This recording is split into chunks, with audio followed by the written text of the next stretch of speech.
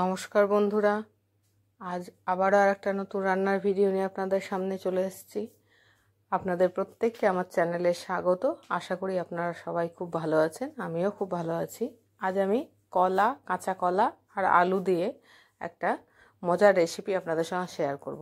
তো পুরো ভিডিওটা দেখতে থাকুন, স্কিপ না করে। তো প্রথমেই আমি আলু আর কলাটাকে সেদ্ধ করে নেব। তার জন্য আমি কড়াইয়ে জল দিয়ে দুটো আলু নিয়েছি আর একটা কলা নিয়েছি। কলাটা বেশ বড় সাইজে ছিল, তাই একটাতেই আমার হয়ে যাবে। আর একটু লবণ দিয়ে এটাকে সেদ্ধ করার জন্য রেখে দিলাম। এবার 10-15 মিনিট মতন ফুটে গেলে এটা সেদ্ধও হয়ে যাবে। তো দেখুন, সেদ্ধ হয়ে গেলে বুঝতে পেরে যাচ্ছেন যে সেদ্ধ হয়ে গেছে, কারণ কলাগুলো ফেটে ফেটে গেছে। তো আমি কলাগুলোকে আর আলুগুলোকে এবার নামিয়ে নিলাম। নামিয়ে নিয়ে, যেহেতু গরম ছিল, তাই একটা খুন্তির সাহায্যে ওকে ভালো করে স্ম্যাশ করে নিলাম। এবার ওর মধ্যে 1 টেবিল চামচ মতন বেসন, এখানে আপনারা চালের গুঁড়োও ব্যবহার করতে পারেন, আমি বেসন দিয়েছি, আর স্বাদ মতো লবণ আর একটু সামান্য মিষ্টি এর মধ্যে দিয়ে দিলাম। আর হলুদ দিলাম 1 টিস্পুন মতন, একটু রেড চিলি পাউডার দিলাম, আর একটু না, মোটামুটি 1 টেবিল স্পুন মতন আমি আদা দিয়েছি এর মধ্যে। আর অল্প 1 টিস্পুন মতন আমি জিরে গুঁড়ো, আর একটা ভাজা মশলা, আমি যেটা আপনাদের আগের রেসিপিতেও দেখিয়েছি কড়াটা, সেই ভাজা মশলাটা আমি 1 টিস্পুন মতন দিয়েছি। এবার এগুলোকে সবকে ভালো করে আমাকে মেখে নিতে হবে। তো মাখাটা প্রায় আমার হয়ে আসছে, ভালো করে এগুলোকে মাখতে হবে।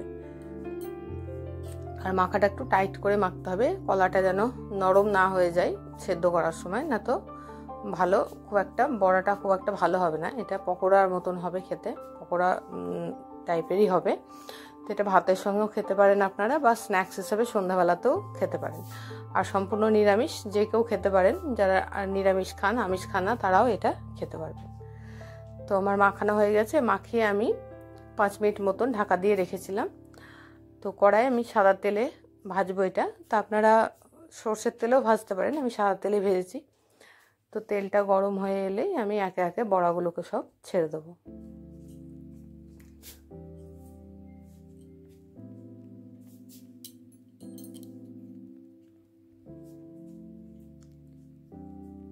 তো মিডিয়াম টু লো ফ্লেমে রাখবেন আঁচটা, না তো বড়াগুলো ভেতর থেকে কাঁচা হয়ে থাকবে আর ওপরটা পুড়ে যাবে।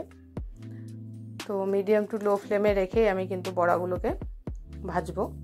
তো একে একে সব এইভাবে আমি বড়াগুলোকে ছেড়ে দিচ্ছি। তো আপনারা এটা অন্যরকম শেপ দিয়েও করতে পারেন, আমি এই ধরনের শেপই করেছি।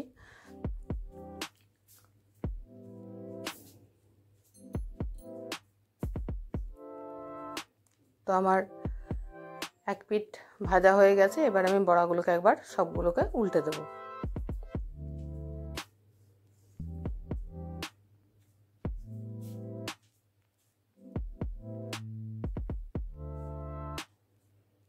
দেখুন, আমার উল্টে দেওয়া হয়ে গেছে। এবার আমি এপিট ওপিট করে ভেজে নিয়েছি ভালো করে অনেকক্ষণ ধরে। এবার কিন্তু বড়াগুলো আমার হয়ে গেছে। এবার আমি এগুলোকে সব নামিয়ে নেব।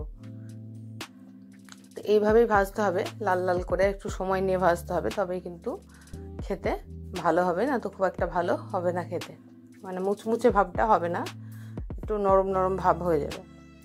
তো দেখুন কত সুন্দর হয়েছে বড়াগুলো, আর খেতেও খুব স্বাদ হয়, খুবই টেস্টি হয়। আপনারা একবার অবশ্যই বাড়িতে ট্রাই করে দেখবেন। তো আমি সব নামিয়ে নিলাম। আরও কিছুটা আছে, আমি একইভাবেই ভেজে নেব ওই তেলের মধ্যেই।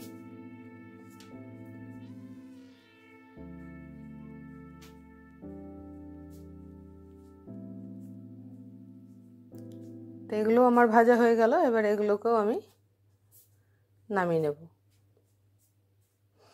আর দেখতে দেখুন কতটা সুন্দর হয়েছে বন্ধুরা, আর খেতেও ততটাই সুন্দর হয়েছিল। বিশ্বাস না হলে আপনারা যেভাবে আমি করলাম সেভাবেই কিন্তু আপনারাও ট্রাই করে দেখবেন একবার বাড়িতে। অবশ্যই আপনাদেরও আশা করছি ভালো লাগবে। তো কেমন লাগলো ভিডিওটা অবশ্যই জানাবেন। লাইক, শেয়ার, সাবস্ক্রাইব করতে কিন্তু ভুলবেন না।